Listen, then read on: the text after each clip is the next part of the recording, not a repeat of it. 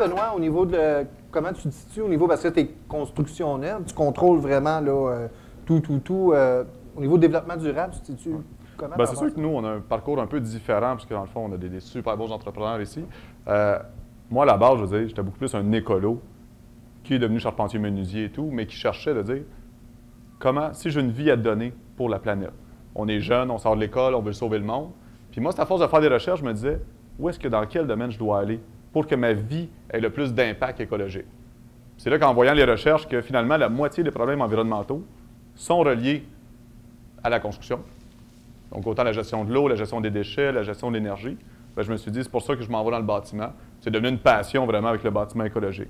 Fait que moi, à l'inverse, c'était pas une carrière qui m'a emmené là, c'est vraiment la passion de l'environnement et surtout la passion de l'éducation, puisqu'à la base, moi, ma première job, ma première carrière que je voulais faire, c'était d'être conférencier, consultant.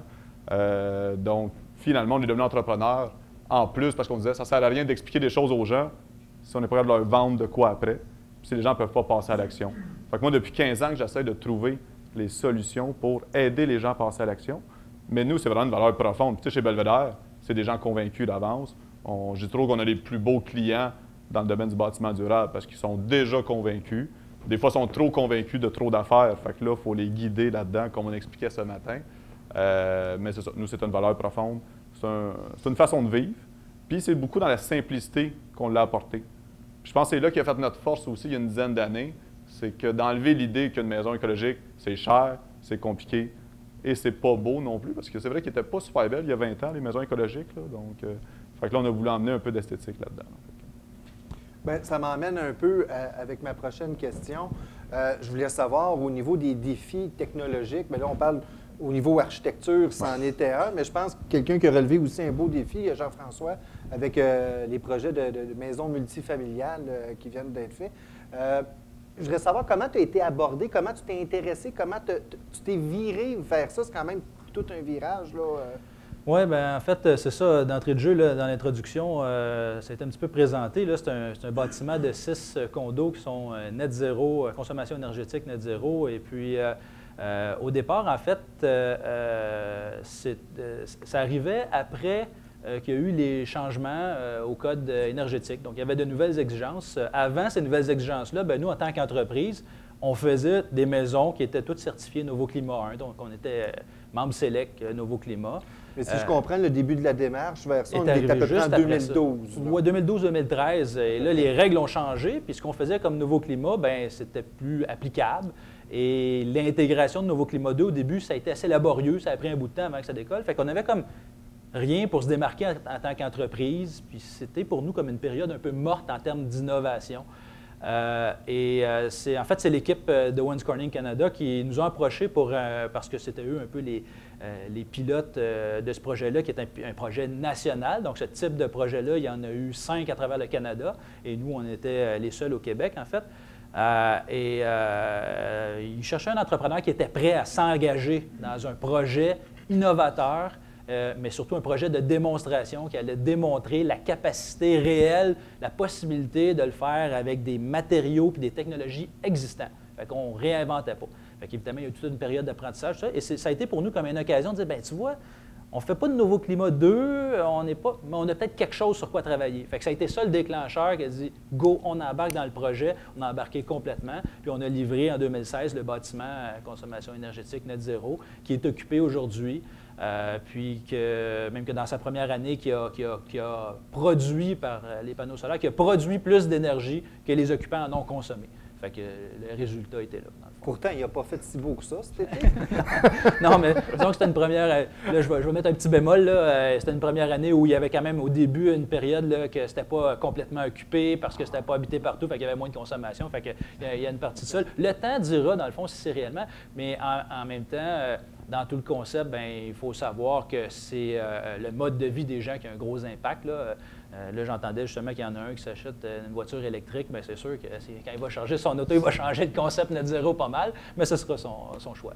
Il profite quand même de toutes les économies d'énergie et de la production d'énergie qui arrive avec le bâtiment.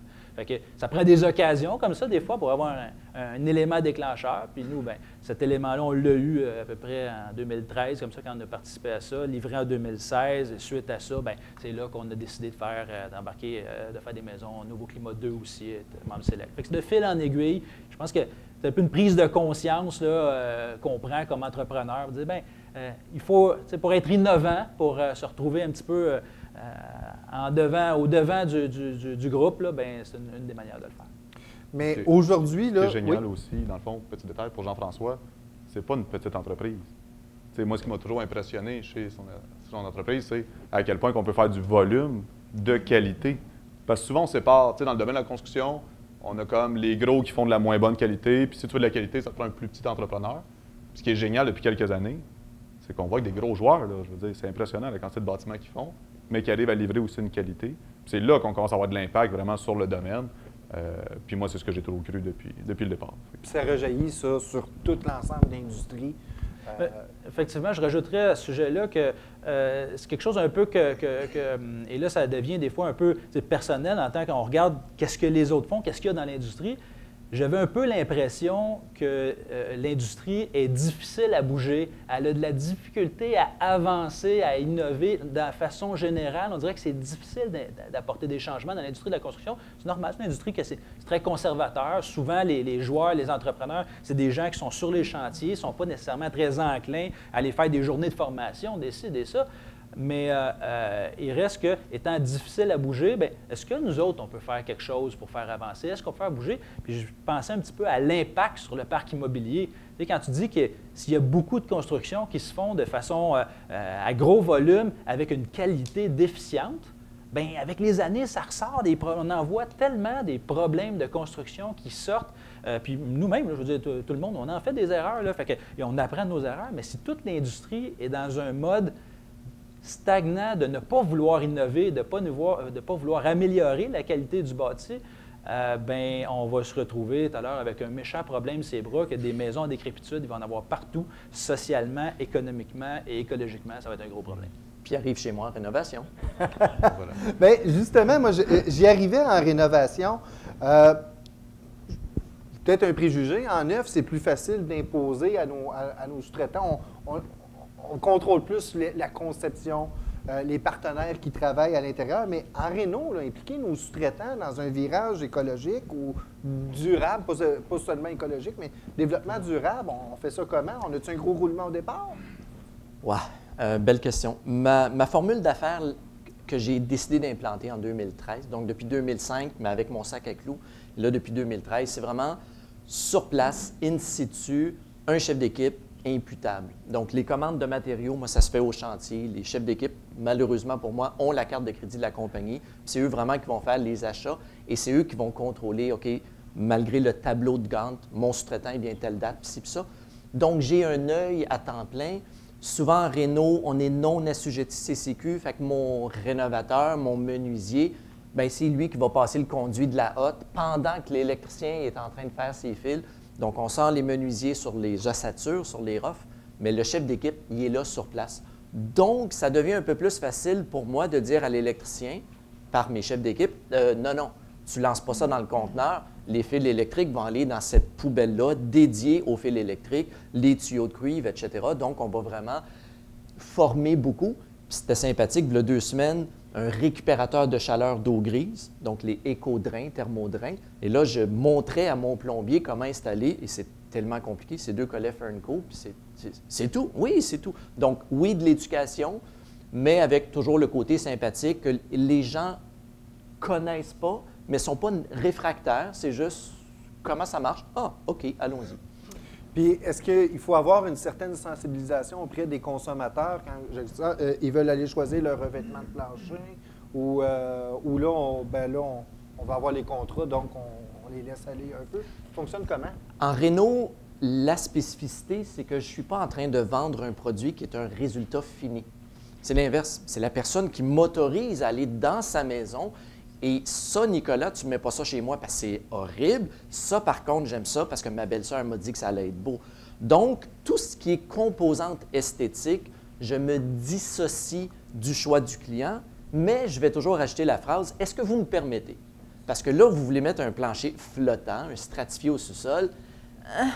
Vous avez des enfants en bas âge, ça va être dans un sous-sol. Pourquoi n'irions-nous pas vers? Et là, je vais être en mesure de référer une alternative à faible émission en COV avec un coût similaire où je vais faire le delta, la différence de prix avec, écoutez, un plancher d'ingénierie, par exemple. Oui, ça va peut-être vous coûter, je ne sais pas, 2 $ de plus du pied carré, mais sur la surface qu'on parle, en bout de ligne, tenant compte de la durée de vie du produit, tenant compte de facteurs de revente, je l'utilise toujours celle-là, bien, peut-être qu'un plancher flottant puis un plancher d'ingénierie, vous n'allez pas perdre d'argent.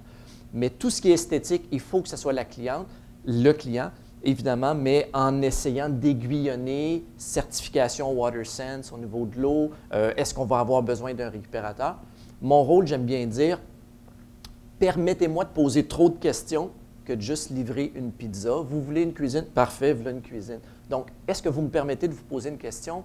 À long terme, est-ce que ceci, est-ce que c'est ça? Puis au moins, j'ai la personne qui a la compréhension de l'environnement. Mais ça veut dire qu'on prend moins de projets à la fois. Le nombre de projets est en corrélation avec ma santé mentale et ma santé mentale étant en corrélation avec mon nombre de chefs d'équipe. J'ai 6 chefs d'équipe, j'ai 6 projets. Pas 7, 8, 9, parce que chaque chef d'équipe est imputable 40 heures semaine sur le projet. Donc ça me permet, moi, d'avoir une santé mentale. C'est ce qui bloque. Oui, important. Oui, c'est intéressant. Dans la même veine, Benoît, au niveau, encore là, on contrôle un peu plus facilement quand on est dans le neuf, mais je comprends, c'est surtout des contrats d'entreprise sur des terrains qui appartiennent déjà aux consommateurs. Donc, possiblement déjà un plan ou une bonne idée de qu'est-ce qu'il veut. Mais est-ce qu'à ce moment-là, tu fournis un catalogue de devis de produits ou on regarde comment ça fonctionne? Bien, c'est sûr que nous, déjà, on a les conférences visites. Donc, les gens, on a vraiment un protocole d'enlignement des clients parce que tous nos clients qui arrivent, ils ne savent pas non plus. Ils ont les valeurs. Dans le fond, c'est ce qu'on comprend avec les années. C'est qu'ils connaissent leurs valeurs, vers quoi ils veulent aller, mais ils ne savent pas comment l'articuler. Donc, c'est là qu'il y a un gros travail d'éducation. Parce que moi, tous les projets qui m'arrivent sur ma table, au téléphone, c'est jamais réaliste. Ça ne rentre jamais dans le budget. Puis, c'est rarement, des fois, vraiment écologique aussi, et rarement d'adapter au terrain. Donc, encore là, il y a beaucoup d'éducation à faire de non, ton terrain est en pente, fait qu'il faut le considérer. Je ne peux pas te faire un beau champ comme l'image que tu aimes. Ton terrain, il n'est pas comme ça. Fait qu'il y a beaucoup d'éducation, puis c'est là qu'on s'est beaucoup démarqué. Comme Nicolas le disait, bien, c'est sûr que le temps, effectivement, nous, de penser un jour de faire 100 bâtiments par année, avec le modèle d'affaires qu'on a, ça prendrait toute une équipe en place. Parce que, vous voyez, nous, on est limité, pas par le nombre de projets, mais par la formation. Demain matin, je ne peux pas livrer 50 maisons Belvédère avec la qualité qu'on fait actuellement. Je n'ai pas l'équipe en place. Je n'ai pas. Et dans le fond, moi, un défi, c'est quand un nouvel employé arrive, même si ça fait 10 ans qu'il est dans le domaine, 15 ans, c'est un défi pour moi parce qu'il faut déconstruire des idées, des façons de gérer des projets. Quand on veut une meilleure qualité, on est comme dans une autre catégorie. Fait que moi, tout nouvel employé est une formation en soi et vraiment une intégration. Donc, nous, ça nous limite énormément parce que je n'ai jamais pu engager. On est rendu à 20 employés. J'en ai jamais un qui a pu me dire « Ah, je faisais ça avant.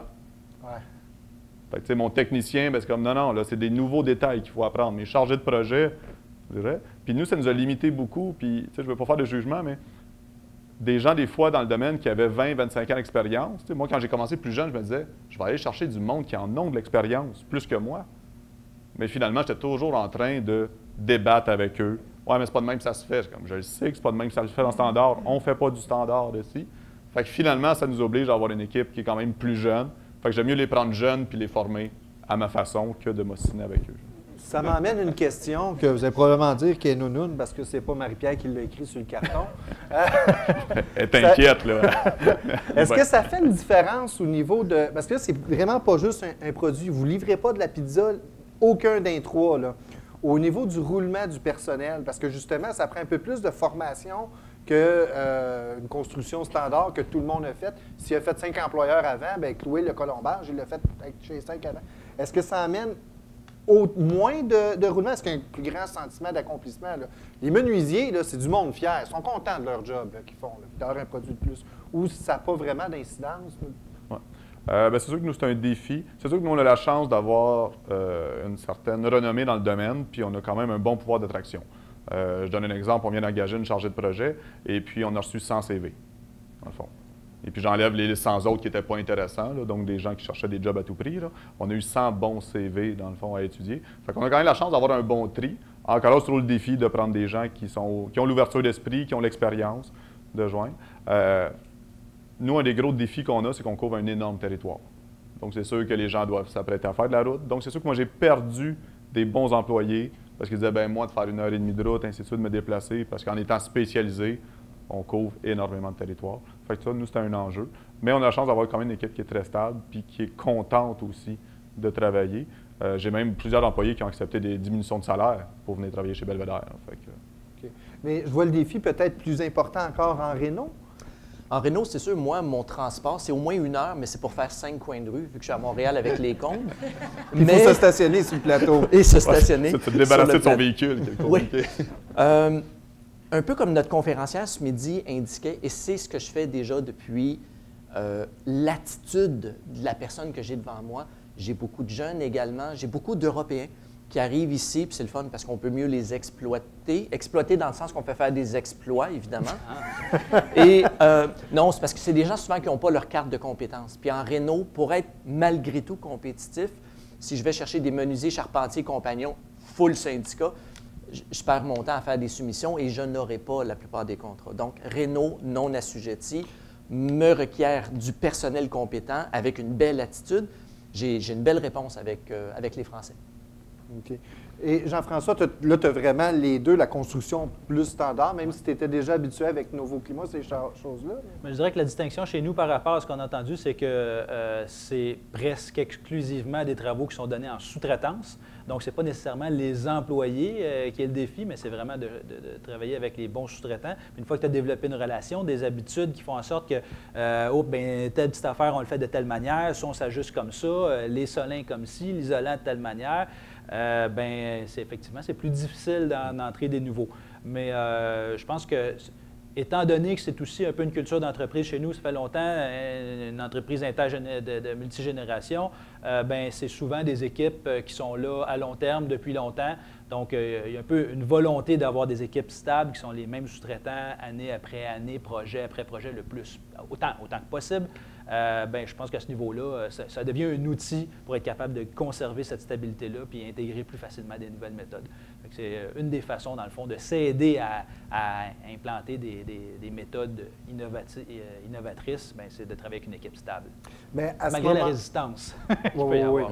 Mais à ce moment-là, est-ce que c'est plus important au niveau de la formation du chargé de projet, par exemple, de celui qui le fait? Nicolas, je comprends que oui, très clairement. Mais il faut aussi former les ouvriers, là, ça je comprends, mais j'imagine sur le chargé de projet qui... Oui, effectivement. Nous, c'est le chargé de projet qui doit l'avoir. Puis après, on travaille souvent avec les sous-traitants. On prend une personne attitrée chez le sous-traitant qu'on dit, garde, voici à ce qu'on s'attend, comment on veut que ça fonctionne. Et puis, on le laisse un peu partager ou transmettre le savoir, la connaissance au reste de son équipe. Évidemment, ça amène un peu de surveillance. On ne sait pas toujours s'ils ont bien fait le travail, c'est le partage de connaissances, est-ce qu'il s'est bien déroulé dans une autre entreprise qu'on ne contrôle pas. Des fois, ça devient un petit peu plus difficile. Il faut faire un peu de contrôle, vérifier, puis les reprendre. Un des points importants, dans le fond, nous, il y a 5 ans, on a commencé à considérer nos sous-traitants comme des employés.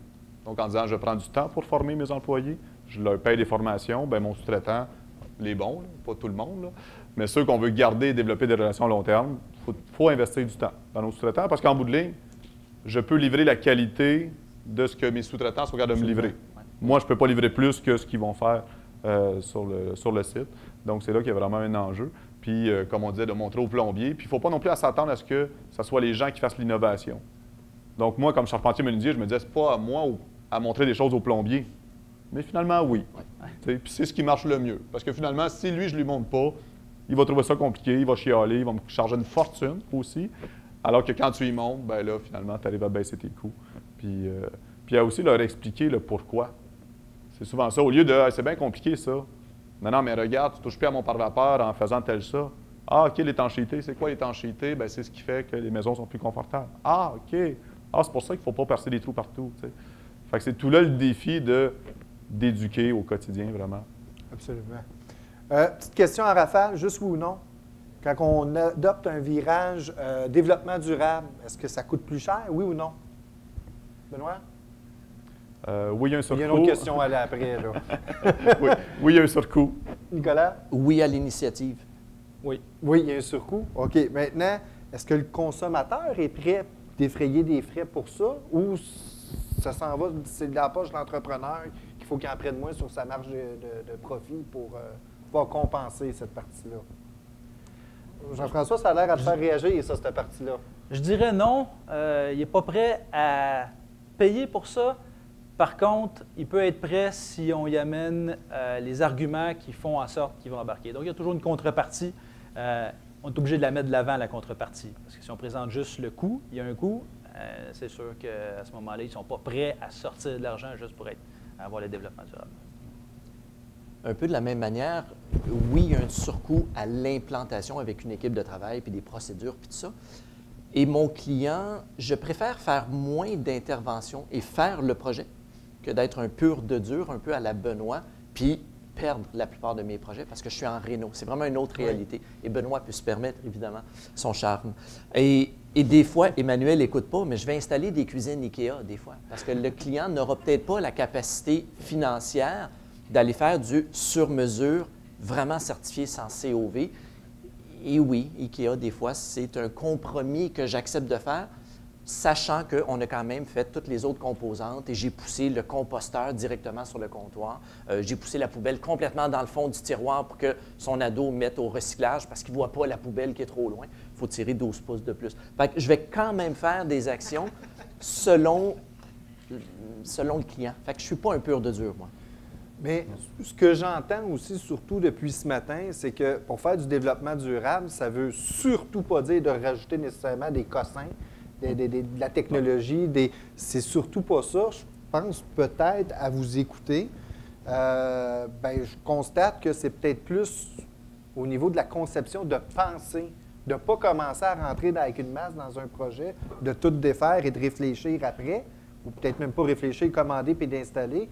C'est peut-être là le surcoût, le sur-main-d'œuvre, mais là, c'est avant, dans la conception plus que d'autres choses, puis dans l'explication pour vendre aux clients. C'est-tu long, vendre une job à développement durable avec un client? Quand je m'en vais le présenter un devis, là, je vais le défendre pendant 3 jours?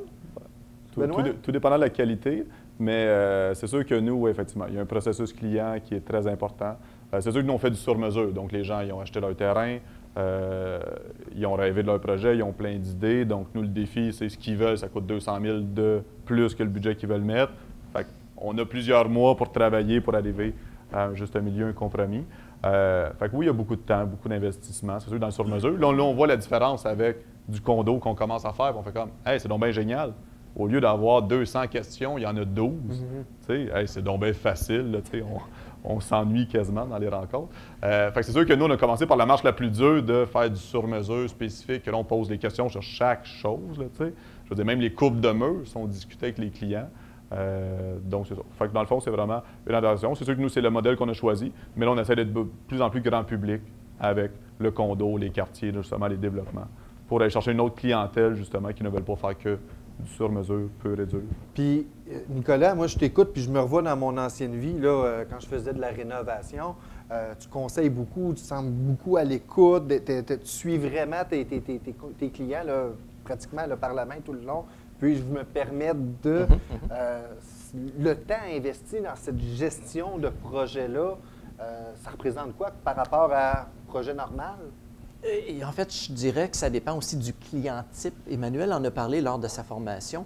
J'ai une clientèle en général qui est un peu plus éduquée.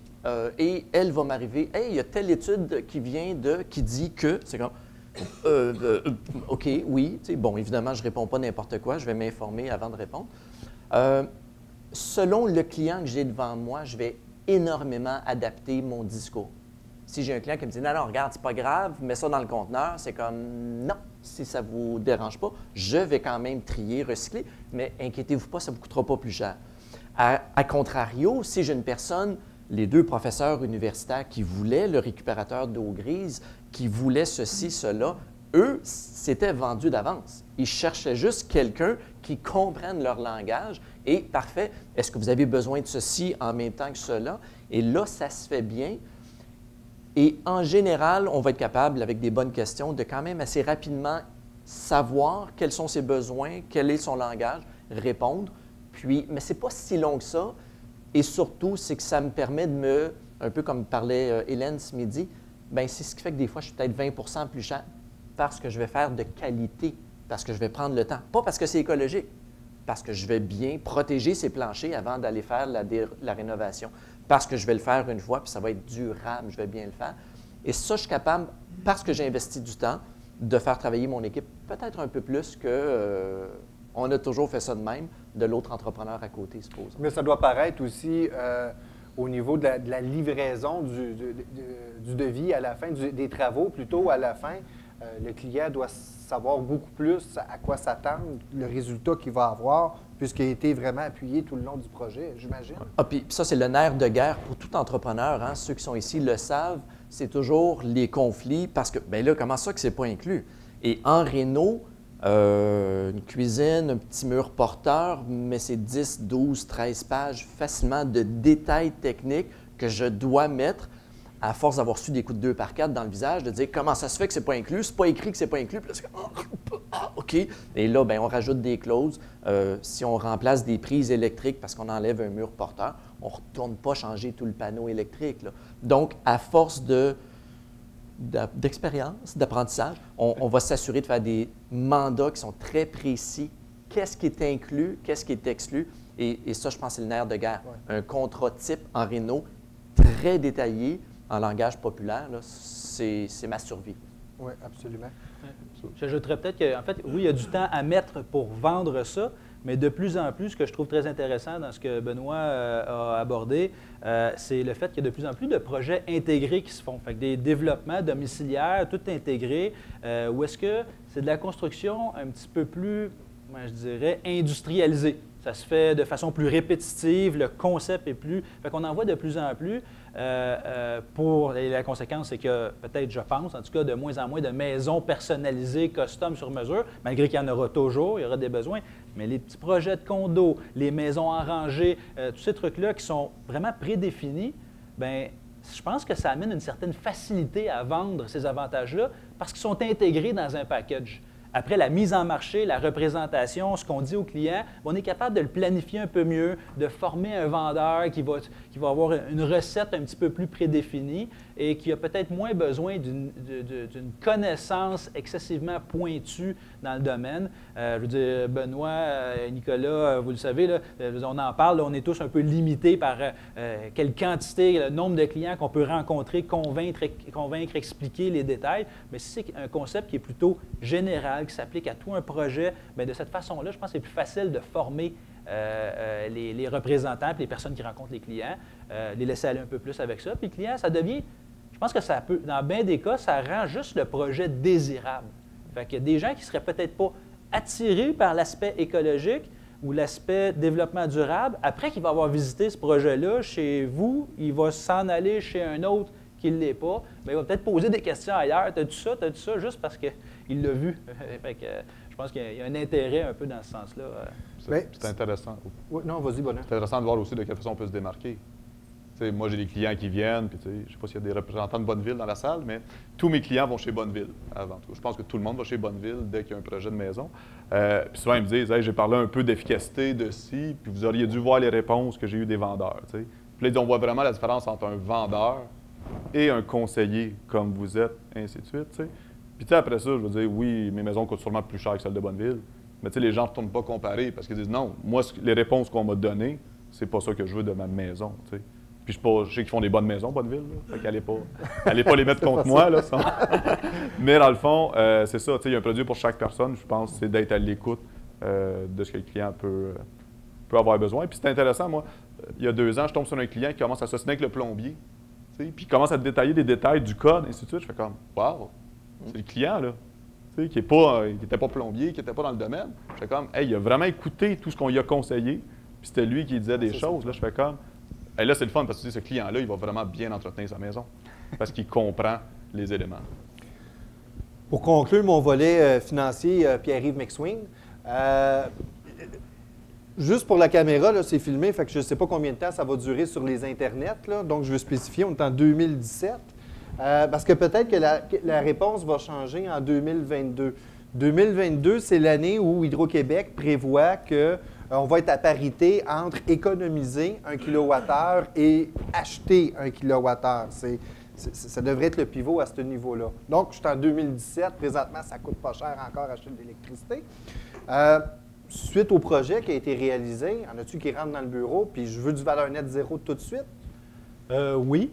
Il y en a qui se présentent en disant « C'est cool ce que vous avez fait, ça coûte combien? C'est pas une réponse, c'est pas une question à laquelle on peut répondre excessivement rapidement. Par contre, là où on peut travailler plus facilement, puis évoluer, puis s'avancer un peu plus, c'est si on propose une espèce de compromis, sans proposer le complètement net zéro, travailler plutôt sur du net zéro prêt. Donc, la question qui est posée, c'est « ça coûte combien faire du net zéro? » La réponse que j'ai, c'est si vous voulez une réponse rapide, efficace, puis qui peut se faire de façon plus concrète, est-ce que vous diriez que je vous proposerais plutôt du net zéro prêt?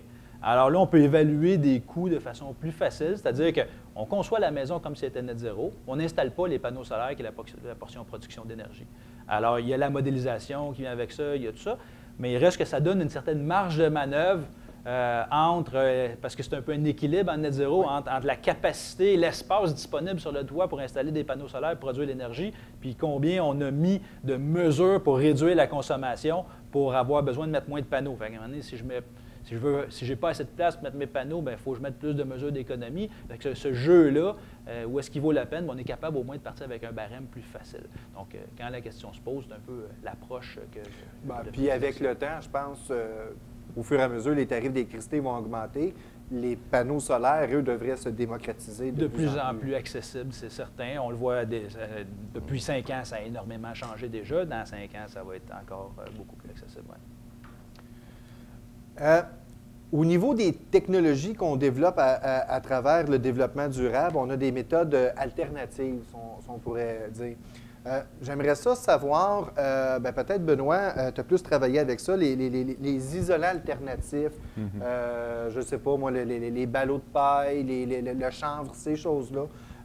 C'est perçu comment par les autorités? Je parle des autorités, là, je parle exemple de la Régie du bâtiment, les villes, GCR, on a-tu des problèmes avec ça?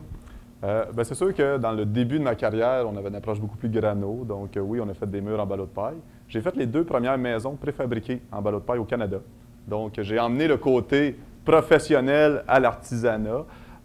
Donc tout ça. Fait qu'autant que moi, dans le domaine écolo, je suis vu des fois comme un gros entrepreneur. Et dans le domaine des entrepreneurs, je suis vu comme un petit entrepreneur qui est rigolo. Donc c'est drôle d'être toujours jamais à sa place. C'est sûr que d'un point de vue légal, honnêtement, moi, j'ai fait plusieurs choses qui étaient illégales ou, dans le fond, qui n'étaient pas normées encore. Parce que, dans le fond, le ballot de paille... La différence entre illégal et non normé. Ça dépend qui vient visiter ton chantier, en tout cas. Mais moi, dans le fond, j'ai eu un très bon lien avec mon avocat dès le départ, en disant, moi, je veux connaître les normes pour jouer avec. Parce que, finalement, tout ce qu'on a fait a toujours respecté les normes. Mais c'est sûr qu'il faut bien les comprendre. Parce que quand les gens disent « Hey, c'est pas légal du ballot de paille », attends, j'ai une ossature de bois, j'ai un isolant. L'isolant, on passait les tests, ainsi de suite, ça résiste au feu, ça ci. Fait que c'est là que c'est le défi d'emmener la science du bâtiment. Parce que tous ces matériaux-là existent depuis longtemps. En Europe, je veux dire, c'est impressionnant, il y a des associations d'entrepreneurs de bâtiments alternatifs. Oui. C'est pas 4 personnes, c'est des associations. C'est sûr qu'au Québec, je dirais, nous, on est revenu à des isolants plus conventionnels quand on a décidé de grossir comme volume. C'est le fun à faire, 3 maisons par année. Je ne ferais pas 15 maisons en ballot de paille aujourd'hui, je n'aurais pas le staff. C'est sûr que c'est une main-d'œuvre, ça demande énormément d'implications, beaucoup de détails et c'est beaucoup de contraintes. Mais il y a plein de beaux produits commerciaux que je peux acheter chez Rona, puis ici. T'sais. Puis nous, c'était ça, ce qu'on disait, maintenant, on ne veut pas se complexifier, on veut toucher du volume. Fait qu'il faut aller des produits plus conventionnels. Puis je dirais que le marché a énormément évolué depuis 15 ans. Absolument. Avec ce qu'il y avait disponible.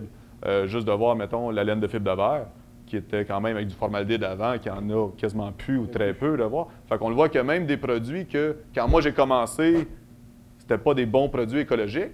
On a vu que même les fournisseurs transforment leur façon de faire et évoluent tout ça. Fait que c'est là que c'est le fun de dire, hey, je suis plus obligé de changer de méthode de construction. Je suis capable d'avoir la même méthode avec des produits qui sont disponibles, tout en étant aussi écologique, aussi performant. Ça s'applique-tu en réno, Nicolas, ça? C'est un peu plus difficile au niveau de l'isolation de ballots de paille avec notre bon vieux duplex à Montréal Ouais, de on aime 25 ça. pieds où on vient d'enlever 4 pieds, il m'en reste 4 au centre. Donc ça, c'est assez difficile d'appliquer. Certaines composantes, de plus en plus, je vais avoir des corrélations, un tas de lac. Donc, c'est vraiment de venir faire une application d'étanchéité de la douche, des planchers, qui est demandée. Je n'ai pas cette expertise-là. Donc, c'est de travailler avec l'art du chanvre puis avec d'autres partenaires. Actuellement, je n'ai pas cette compétence-là de ces méthodes alternatives-là. Donc, moi, je me dissocie en disant, écoutez, voici les sommités au Québec. Moi, j'arrête où? Parfait, lui va débuter et je me dissocie. Parce que c'est toujours la question, un peu comme sans vouloir fâcher personne, l'uréthane, il y a 20 ans, ça allait être le nouveau produit miracle dans le résidentiel. Hein? Et là, on s'aperçoit quoi? Que toutes nos solives de pourri, nos maisons, parce qu'on a une enveloppe du bâtiment solin, déficiente, l'eau s'accumule, elle ne sort pas. Donc, le chanvre qui est merveilleux, comme l'uréthane était merveilleuse. Donc, moi, actuellement, je me garde une petite gêne et je dis aux clients, écoutez, oui, ça m'attire beaucoup, je ne suis pas l'expert, allez voir, voici les références québécoises qui existent à ce niveau-là. Donc, je ne connais pas ça. C'est toujours le défi aussi. Tu sais, nous, c'est le cheval de bataille qu'on a laissé tomber un moment donné, parce que j'ai fait la première maison isolante chanvre certifiée Nouveau Climat au Québec. OK. Donc là, autant que tu as un produit hyper alternatif, une norme gouvernementale, puis les deux concordent. Mais c'est de faire parler deux langages. Tu as vraiment deux langues qui essayent de se parler ensemble. Tu sais. De voir, mais c'est un bâtiment super efficace, super étanche à l'air, ainsi de suite. C'est juste que c'est un autre isolant. C'est sûr que nous, à Manon, on a dit, OK, j'ai pas le goût de faire cette bataille-là. Tu sais, déjà, être entrepreneur, on se le cachera pas que c'est déjà un défi en soi. S'il faut que je me batte contre l'Agence de l'efficacité énergétique, contre le gouvernement, je dis, gars, on a d'autres choses à faire. Puis c'est là qu'on a la chance d'avoir des produits conventionnels déjà approuvés qui permettent. Mais tout ça s'applique. Puis on le voit un peu plus en Europe, que c'est beaucoup plus développé. Oui, c'est pour ça qu'on ne part pas de zéro non plus. Jean-François, j'imagine, oui? Bien, j'ajouterais quelque chose. En fait, je n'ai pas travaillé avec des matériaux de ce type-là, mais on parle de méthodes alternatives. Puis moi, peut-être une anecdote que j'aurais avec une méthode alternative, c'est les fameux panneaux solaires photovoltaïques qui amènent un peu des conflits, un peu comme dans le style que j'entendais, mais complètement à un autre niveau, où est-ce que on présente un projet à la Ville de Laval, qui est le projet avec des panneaux solaires, et tout le monde, les services urbanistes sont emballés. Ça fait partie d'un projet intégré qu'il y a d'autres bâtiments à côté qui ne sont pas net zéro, mais ils doivent s'intégrer et tout ça. Le look du bâtiment est totalement intégré, tout paraît bien. Et à un moment donné, quand vient le temps d'émettre le permis, bien, le service urbaniste qui nous dit « Ah, monsieur, voyez, vous ne pouvez pas, selon le règlement numéro un tel, dans l'article tel numéro, installer un équipement mécanique visible de la rue. » Qu'est-ce que ça veut dire, un équipement mécanique? Bien, par exemple, si vous aviez une thermopompe, elle ne pourrait pas être installée du côté visible de la rue, je comprends. Mais un panneau solaire photovoltaïque, c'est un équipement mécanique qui ne peut pas être visible de la rue. Alors, c'est complètement contradictoire avec l'espèce de vision. Et moi, je me disais, bien, il me semble que c'est le contraire. Un panneau solaire photovoltaïque, c'est une vision du futur, c'est l'avenir, c'est innovant. Si j'avais ça chez nous, sur ma maison, je serais fier que les gens voient que j'ai ça. Bien, vous me dites qu'on ne peut pas. Bien, c'est ça le règlement, que vous voulez. Alors, obligé de se battre, faire des démarches particulières, tout ça, pour arriver à avoir une faveur extraordinaire parce qu'il n'était même pas directement à façade, il était sur le côté, mais c'était possible de le voir quand tu passes entre les deux bâtisses. Bien, c'est ça. Il y a des changements à faire aussi à différents niveaux pour permettre l'intégration des nouvelles technologies, mais des techniques de construction alternatives, ça en fait partie. Donc, à Laval, une maison qui aurait un toit 2 versants, avec la façade vers le sud, il va falloir qu'ils mettent ses panneaux vers le nord. Exactement. Pour respecter selon le règlement actuel. Et là, suite à ça, ils ont dit on va envisager de modifier le règlement, tout ça, mais ça prend quand même des années à modifier des règlements. C'est pas fait. Est-ce que vous avez remarqué au niveau du marché, depuis que vous avez pris cette tendance-là, est-ce que la compétition s'inspire, regarde ça, ça fonctionne comment? Bien, je peux peut-être continuer avec toi. Jean-François, dans ton secteur, ça se démarque très clairement là, à Laval. Là. On passe de la partie 11, pour ce qui est alentour, à aller une maison vers le net zéro. Oui. J'imagine que ça a une influence.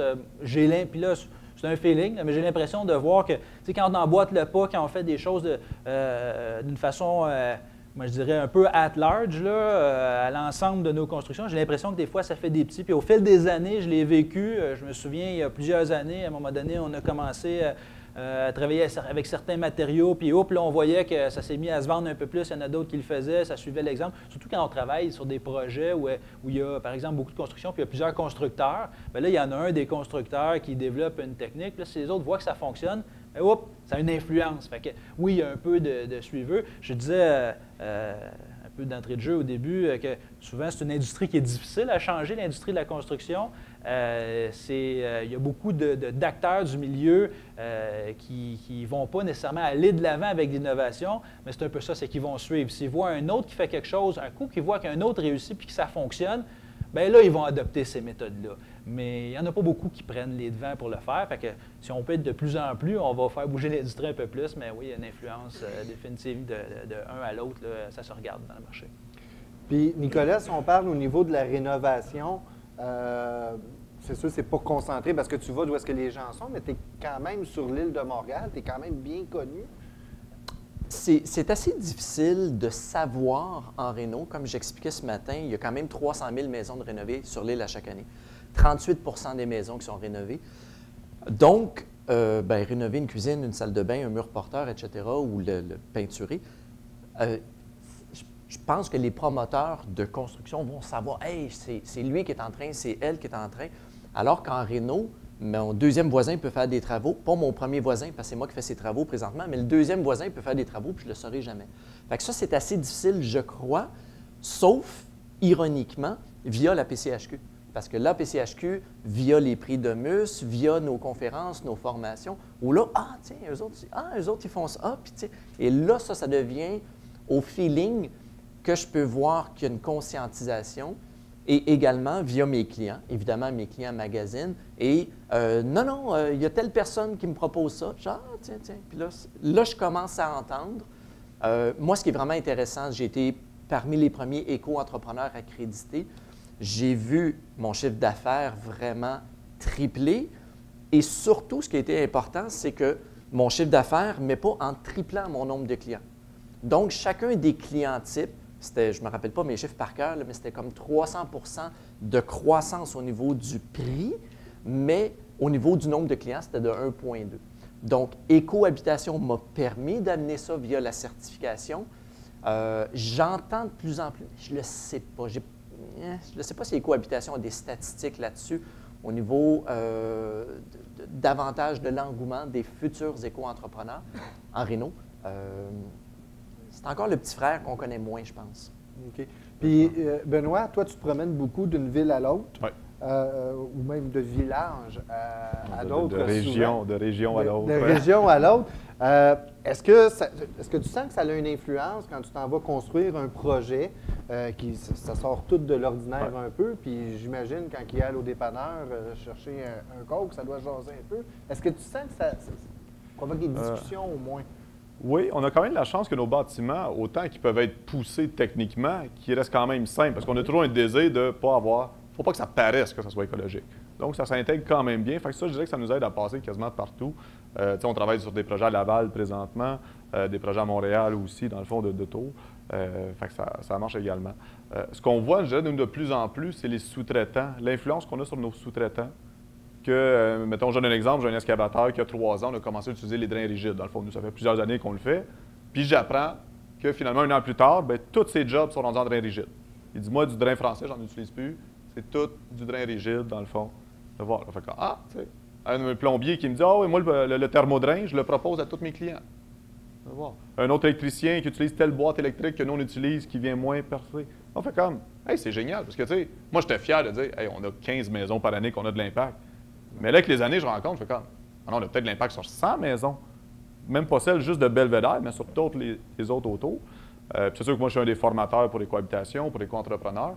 Puis c'est le fun de croiser entrepreneurs qui disent, hey, depuis ta formation, j'ai changé tel détail. Ça m'a fait réfléchir là-dessus. Donc, de dire, hey, on n'a pas juste l'impact sur nos chantiers à nous, mais on en a sur les autres chantiers. Puis c'est le fun parce que moi, quand j'ai commencé, le gros défi, c'est qu'il fallait s'assiner contre tout le monde. Les fournisseurs ici, les marchands, les sous-traitants.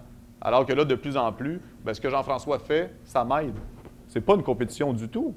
Parce qu'un gros joueur comme ça, ben lui, je veux dire, quand il rentre du bois FSC, quand il rentre des éléments, ben il y a un pouvoir d'achat, puis là, il y a des fournisseurs qui font comme « OK, ben il y a du volume, ainsi de suite. » Ce que Nicolas fait justement au niveau de la rénovation. Fait que, quand je donne des formations pour l'entrepreneur, je ne vois aucunement la compétition parce que c'est un marché qui est en pleine croissance. T'sais, nous, on a très peu poussé. On a commencé à faire de la publicité en 2012, je crois, après 7 ans d'existence. Fait que c'est un marché qui est en pleine expansion. Fait qu'il y a de la place pour tout le monde. Puis ça n'en prend, je dirais, présentement. T'sais, nous, on refuse des fois des projets. T'sais, ça nous fait mal au cœur parce qu'on dit « Merde, il y a un client, mais j'ai pas le temps » ou « ça ne fit pas » quoi que ce soit. Là, fait que... Mais sans vouloir prendre trop de place, j'ai une petite partie éditoriale là-dessus, mais quand on a commencé avec Novo Climat 2 à donner des formations, qui avait les parties avec les points à la fin, là, les qualités de l'air, l'optimisation des ressources, ben, on avait peut-être quelques petits éléments à changer. Aujourd'hui, on regarde c'est quoi le système de points, puis on rit parce que si tu n'as pas déjà tes points sans rien changer, ben, tu construis encore dans les années 90 là, quasiment. Là, hein? Tu te casses la tête pour trouver une toilette 13 litres. Là. Bien, c'est ça, là, avec le gros réservoir, là, où je pense que c'est Emmanuel tantôt qui en parlait. Là, non, c'est Nicolas de la peinture sans composés organiques volatiles.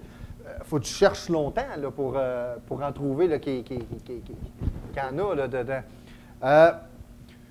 Aussi, ce que je voudrais toucher, ça c'est Emmanuel tantôt qui en a parlé, mais pas juste au niveau du développement durable, mais des fois, ça nous emmène des solutions qu'on ne connaissait pas. Puis tantôt, on a parlé, exemple, des planchers de bois qui étaient huilés, oui, au lieu d'être... C'est-tu des choses qu'on se fait demander ou c'est difficile de proposer? Exemple, moi, je vois une famille qui a un chien. Bien, plancher huilé, c'est le fun, pas à peu près, parce que tu n'es pas obligé de ressabler tout ton plancher au complet. Tu es capable de... Est-ce que c'est une façon que vous avez d'aborder ça, les projets, au lieu de juste dire sur la fleur écolo? Bien, c'est sûr que moi, je dirais que j'ai passé les 10 premières années comme entrepreneur à être vraiment un tripeux de l'innovation. Moi, quand j'entends la phrase « ça s'est jamais fait au Québec », parfait, je le veux. Avec les années, j'ai rendu compte que des fois, ça coûte cher. Des fois, c'est compliqué. Puis des fois, il y a peut-être une raison pourquoi personne ne l'avait jamais fait aussi. Fait que ça, c'est l'expérience, il paraît qu'on appelle, là. Avec la perte de cheveux, dans le fond, on vient. Fait que c'est sûr que maintenant, j'aime beaucoup mieux être le deuxième, tu sais. Fait que j'aime mieux laisser quelqu'un se péter la gueule ou avoir les litiges qui vont venir avec le détail. Parce qu'il faut faire attention, parce que des nouveaux produits révolutionnaires, il y en a à chaque année. Puis moi, on fait beaucoup de salons, puis c'est trop le fun de voir les nouveaux produits qui arrivent. Puis tu fais que, ah, c'est génial, mais... m'entendre l'année prochaine. Ah, il n'est pas là l'année prochaine. Ah, bon, mais c'était pas si révolutionnaire que ça. J'ai quand même compris pourquoi il y a autant d'avocats, autant de légifération dans le domaine du bâtiment, parce que il faut que ça dure. Puis une idée géniale, il ne faut pas qu'elle soit géniale la première semaine, il faut qu'elle soit géniale dans 3 ans. On peut peut-être ouvrir une parenthèse. Une toile de piscine en aluminium, ça ne vaut pas R12. Je referme la parenthèse. Effectivement, c'est ça. Fait qu'il y a plein de détails. C'est un produit qui était vendu. Mais c'est un défi, justement, parce que on ne se le cachera pas que les vendeurs dans le domaine du bâtiment sont très bons, là. Il y a des compagnies de com qui mettent beaucoup d'argent. Fait que des fois, c'est un défi de se battre à contre-courant contre quelque chose qu'un client s'est fait vendre dans un salon, qui est convaincu, qui veut, qui a déjà... Moi, j'ai déjà un client qui a passé une commande, là. Il arrive en disant « je l'ai déjà commandé, il s'en vient ». Je fais comme « non, c'est pas vrai qu'on va mettre ça, là, tu sais. Fait que c'est là le défi, justement, parce qu'il y a beaucoup de choses qui se disent, pas toujours pertinentes, ou des fois pas adaptées à la réalité du Québec. Puis c'est sûr que moi, j'ai une clientèle qui cherche beaucoup sur Internet. C'est vraiment là le défi de dire « en Allemagne, c'est génial. Ta prochaine maison qu'on va bâtir en Allemagne, là, oui, je vais te le mettre. Mais là, tu es à Laval, on va respecter le climat du Québec, puis ainsi de suite. » Fait que ça, il y a beaucoup d'éducation à faire. Il y a beaucoup de bons produits. Les produits, généralement, sont bons, mais ça ne s'applique pas tout le temps partout. Est-ce que vous devez aller dans des questions vraiment... est-ce que vous grattez loin avec vos clients? Exemple, quelqu'un qui va avoir un power pipe pour récupérer la chaleur des eaux de drainage. Mais tu sais, c'est pas la même affaire si on est une famille avec 2 adultes, avec 4 enfants qui prennent juste des bains ou juste des douches. Est-ce que vous allez aussi loin que ça dans le grattage? Genre 2 ados, filles avec des longs cheveux, là. Exemple. Et le 3e gars ado, oui. Ça fait partie un peu, que j'ai en passant, ça fait partie un peu, oui, des questions que je vais regarder. OK, c'est quoi vos besoins exprimés? C'est quoi vos besoins non exprimés? Puis permettez-moi de vous poser la question. Combien vous croyez que ça vous coûte en électricité? Et ce qui est intéressant, chez moi, j'ai installé le nouveau modèle Éco-Drain. Puis ce qui était le fun, c'est que j'ai parlé avec le propriétaire de la compagnie de Ville-la-Salle. Je dis « Hey, on va faire un monitoring Donc, chez moi, j'ai une sonde à l'entrée, une sonde à la sortie, un débit mètre qui mesure, ce qui fait que l'Université McGill sait en temps réel quand je suis dans la douche. Je pense qu'ils n'ont pas installé de caméra, je le souhaite. Et ça, c'est le fun parce que maintenant, de facto, voici vraiment mes tableaux, mes charts qui m'indiquent combien mes ados me coûtent cher d'électricité de chauffage. Mais puisque j'ai passé dans l'éco-drain, là, je suis capable de dire à mon client, bien, oui, c'est efficace, les vendeurs disent c'est efficace. Je dis, non, non, regardez, ça, c'est chez moi, février 2017, j'ai sauvé 11,67 parce qu'on a vraiment un débit avec une augmentation de la température. Donc, le système éco-drain, PowerPipe, thermodrain, bien, mais on parle de 3 ados, on parle d'un adulte. Alors oui, il faut voir le besoin du client, mais de plus en plus, on va être capable de documenter, puis pas juste du greenwashing, qui est l'expression pour dire oui, oui, ce produit-là est écologique. Aucun arbre n'a été abattu. Ben oui, c'est des planchers de vinyle, full uréformaldéhyde. Ben, tu vois, nous, on a beaucoup appris justement parce que autant quand on a commencé, ben, on est jeune, on est enjoué, on veut faire ça. On se fie aux vendeurs, aux représentants. C'est pour ça que chez nous, il y a une quantité phénoménale d'éléments écologiques. On a beaucoup trop. Puis à force de vivre avec ces éléments-là, on a fait comme... Hey, justement, nous, on a fait partie du projet pilote d'Hydro-Québec pour le PowerPipe, pour mesurer, parce que la compagnie disait, mettons, 75 $ d'économie par année. Puis nos modélisations à nous disaient, votre consommation totale d'eau chaude va être de 125. Fait que là, je dis, bien, vu que j'ai une pompe de douche efficace, ainsi de suite, bien, je ne peux pas sauver 3 fois 50 % d'eau, là, tu sais. Toute cette logistique-là. Tu sais, nous, on a vu une des problématiques, on a des panneaux solaires qui font de l'eau chaude sur le toit. Le problème, c'est de l'eau chaude, j'en prends pas beaucoup. Puis oui, ils font du chauffage, mais finalement, du chauffage. Moi, mon chauffage est allumé peut-être 3 mois par année, là. Tu sais, j'ai commencé à chauffer, là, il a commencé à faire fret un peu la semaine passée. On a commencé à chauffer à cette période-là. Fait que finalement, j'ai ben trop d'eau chaude. C'est pas que ça marche pas. C'est là que nous, on a appris de dire, je suis pas en train de dire que les panneaux solaires, mettons le thermique, qui font de l'eau chaude, ne fonctionnent pas. C'est juste que moi, mon besoin est tellement petit que 80 % de l'énergie qui est produite par eux s'en va dans la piscine du voisin. Fait que finalement, c'est mon voisin qui a économisé de l'argent avec lui, tu sais. Puis une anecdote que je compte souvent dans les conférences, le projet avait été très connu, puis j'ai une compagnie de thermopompe qui m'appelle en disant « Hey, nous, on a un produit vraiment génial, thermopompe, qui fait sauver 500 $ de chauffage par année. » J'ai dit « Wow, c'est génial, tu sais. » J'ai dit « J'ai une question. Les modélisations chez nous, puis je faisais 2 ans que j'habitais dans la maison, je dis « Chez moi, ça me coûte 300 $ de chauffage. Si je comprends, ça veut dire que tu vas m'envoyer un chèque de 200 $ si je chauffe 500 $ par année. » Il dit « Ah, ben là, monsieur Lavigueur, tu sais, il dit 500 $ c'est pour un bungalow conventionnel, bâti en 70, pas efficace. » Ah, il y a une nuance entre les deux, tu sais. Fait que c'est là que c'est le défi, justement, que les clients qui se font garrocher n'importe quoi, ben c'est nous qui est pognés. Puis c'est pour ça que moi, j'ai commencé à m'impliquer avec un peu plus de médias. Ben, je me dis, arrêtez de dire des niaiseries, arrêtez de répéter les jokes, les histoires de vendeurs, ainsi de suite. Parce qu'après ça, c'est le client qui arrive, qui est motivé, puis qui veut sauver son 500 $. Mais tu dis, oui, mais dans ton cas, tu ne peux pas le sauver. Ça ne te coûtera même pas ça de chauffage.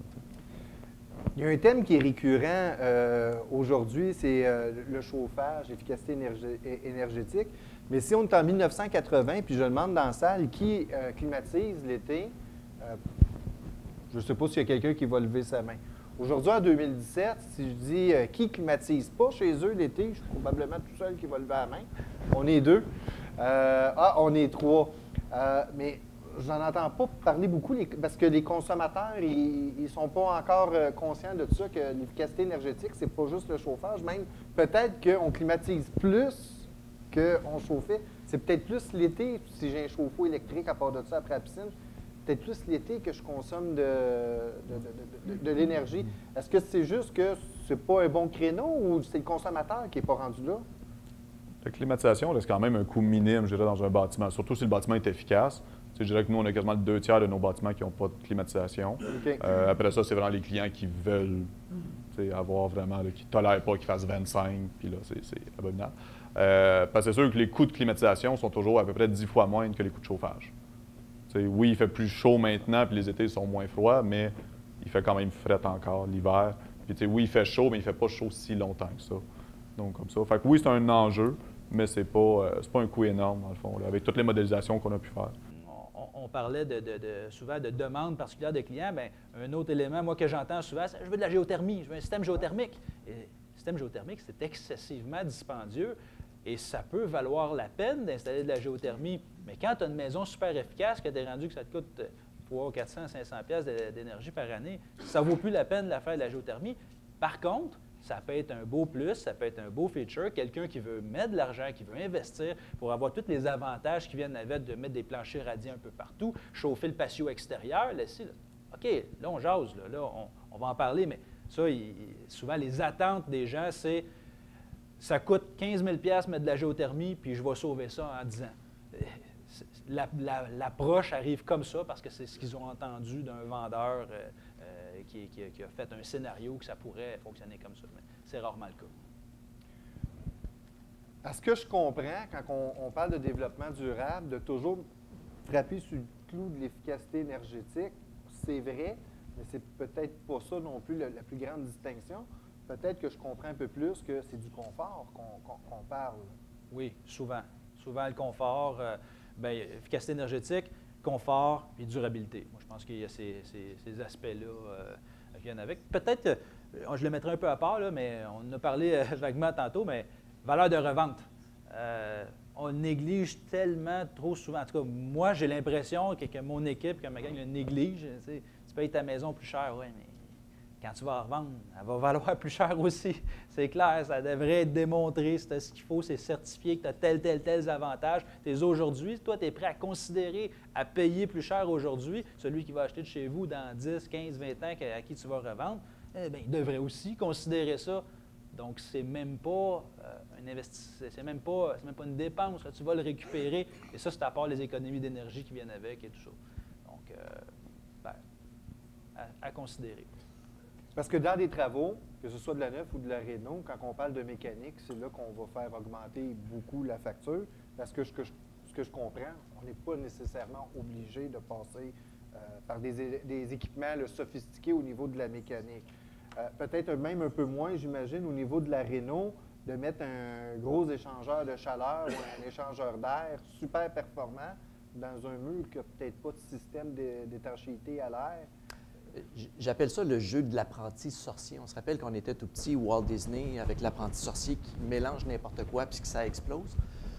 Si on est à Montréal avec une bâtisse qui a été construite en 1920-1930, du bon vieux Madrid, de la pièce sur pièce, c'était pas isolé. C'était un poumon qui respirait, puis il n'y avait pas de moisissure, puis il n'y avait pas de contaminants.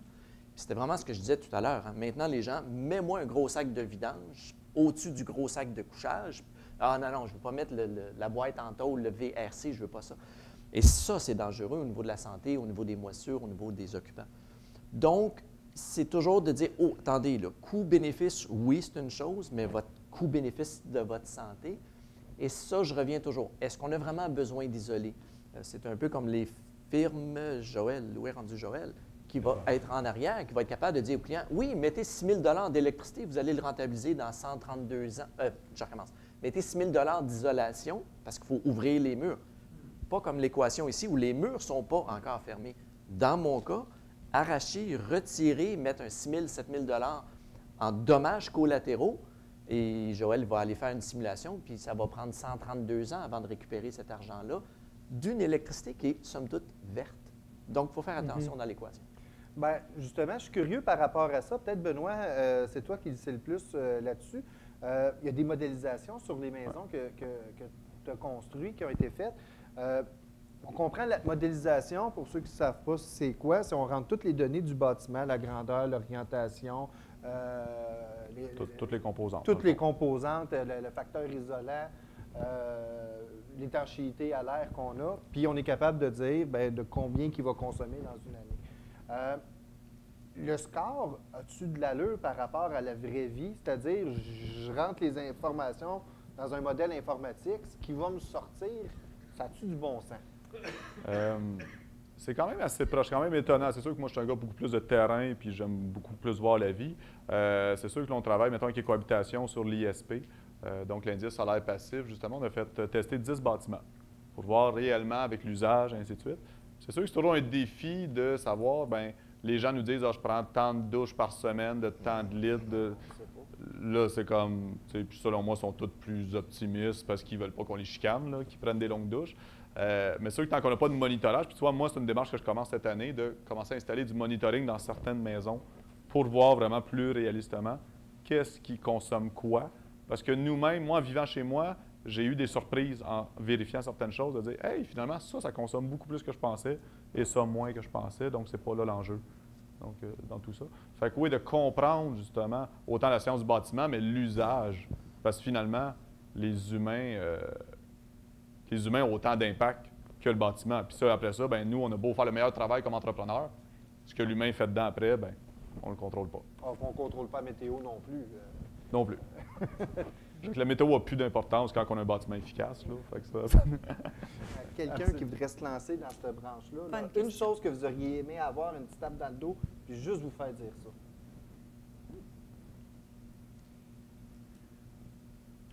Je pourrais On dire... peut revenir tantôt, hein? Oui, mais... non, on voulait finir fort, fait que, on prépare. Ce que moi, je pourrais répondre, c'est que ça ne mord pas de bien faire les choses avec une vision. Ça ne mord pas. Vous n'allez pas faire exploser la machine, la patente, le bidule. Donc, aujourd'hui, c'est tellement facile d'avoir de l'information vérifiable, vérifiée. Vous avez Écohabitation, qui est une belle source. Vous avez les guides techniques de la PCHQ, développement durable. Donc, aujourd'hui, vous n'allez pas vous transformer parce que vous avez le souci d'aider votre client sur le long terme. Ben, premier conseil que je pourrais donner à un entrepreneur, c'est premièrement de s'inscrire à la PCHQ. Donc, surtout celle de Montréal Métro. Je vais gagner des points pour Linda. Merci. Yes. Après ça, de s'inscrire aux journées de formation, puis de vraiment s'informer. Tu sais, ce que j'ai appris aujourd'hui, c'est pas sur le chantier, là. C'est en étant assis, en écoutant des gens, justement, tu sais, qui te donnent des formations, de se remettre en question tout le temps, puis de... Moi, la phrase qui me pue le plus au nez, c'est « ça s'est trop fait de même ». Oui, mais il y a une raison pourquoi on le fait de même. On peut-tu le faire différemment? On peut aussi.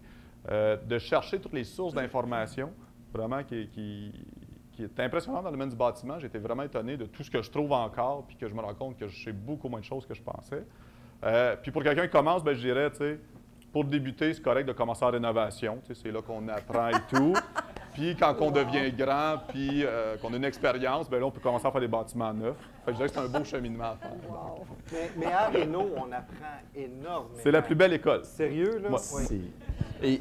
pour apprendre le bâtiment durable, il faut rénover des bâtiments qui ne l'étaient pas. Et le nombre de fois que j'ai pris des menuisiers qui en ont monté des maisons, puis je leur ai dit « Non, non, tu ne peux pas faire ça de même, il faut que tu mettes ça droit, pas de niveau. » Hein? Il faut que je mette ça droit, pas de niveau. En tout cas, j'ai éduqué beaucoup de menuisiers de construction neuve dans la Réno. Je leur ai montré plein de trucs. Oui. Bravo, la Réno aussi. Ben moi, je dirais, pense au long terme. Pense à la durabilité, à ce que tu vas léguer puis à ce qui va rester. Dans tout le contexte des entreprises où, en tant qu'entrepreneur, on a de plus en plus de responsabilités à long terme, pratiquement pour la vie, sur ce qu'on construit, sur ce qu'on livre. Pense à ça. Puis ça va probablement t'amener à vouloir bien construire et t'assurer que tes constructions sont durables, en fait. Alors, une bonne main d'applaudissements. Merci, messieurs.